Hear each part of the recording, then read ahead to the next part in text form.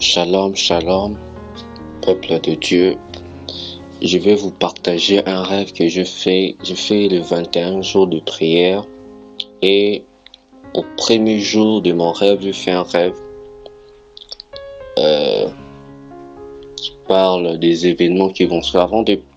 Avant de parler de mon rêve, on prie, Seigneur Jésus-Christ, je te rends grâce pour tout bienfait, pour ce que tu fais, pour ce que tu annonces toujours tes merveilles à tes enfants, même s'ils sont faibles, mais toi, Dieu, tu parles toujours à tes enfants avec précision, avec exactitude. Permets-nous qu'on puisse comprendre les choses selon toi, en nom de Jésus-Christ. Amen. J'avais fait un rêve, j'étais dans un royaume perse, la Perse antique, vraiment la Perse antique. J'étais là, j'étais vêtu en robe et les gens étaient tranquilles. On était à nous tranquilles, on marchait à nous. Les gens étaient heureux par-ci, par-là, de côté à gauche, de droite et à gauche. Tout le monde était très heureux.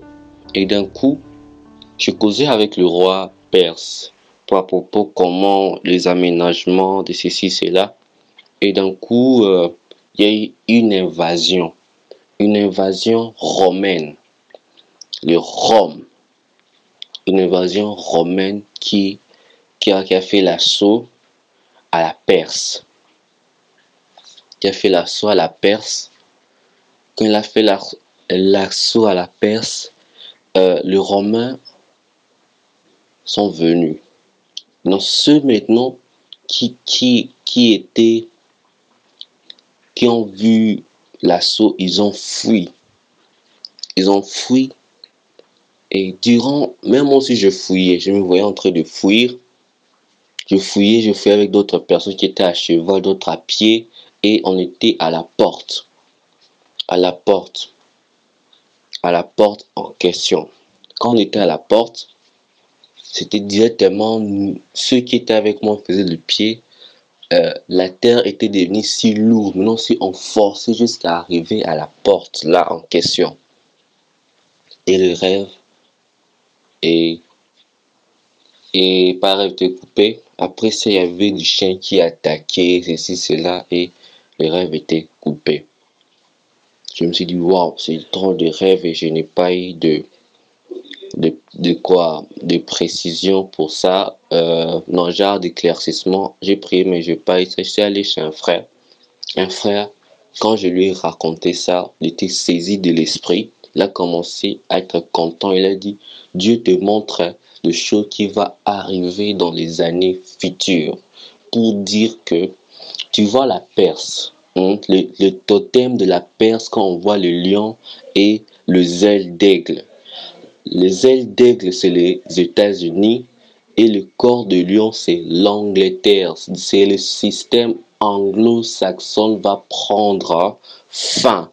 Le système anglo-saxon va prendre fin et on va donner ces systèmes-là à l'Europe qui est l'image romaine. Et beaucoup de gens ne vont pas accepter ces systèmes romains. Beaucoup de gens vont fuir, beaucoup de gens seront persécutés pour cela. Beaucoup de gens seront persécutés,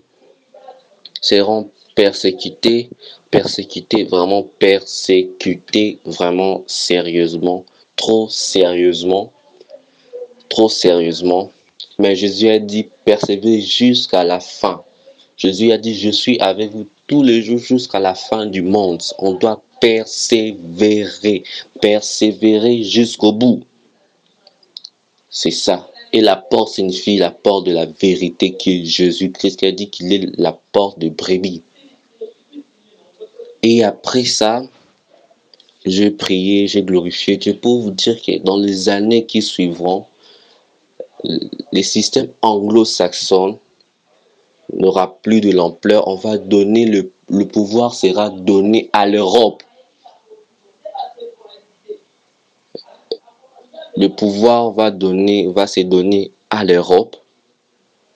Et ça sera ça. Et je dois vous annoncer que j'ai eu des révélations que après la guerre, il y aura un réveil si grand et il y aura une si grande évangélisation qui va se faire partout dans le monde sans distinction.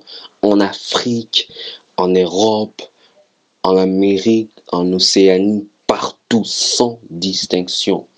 Et après ça, il y aura une forte persécution qui va s'étendre partout à cause de ces systèmes romains.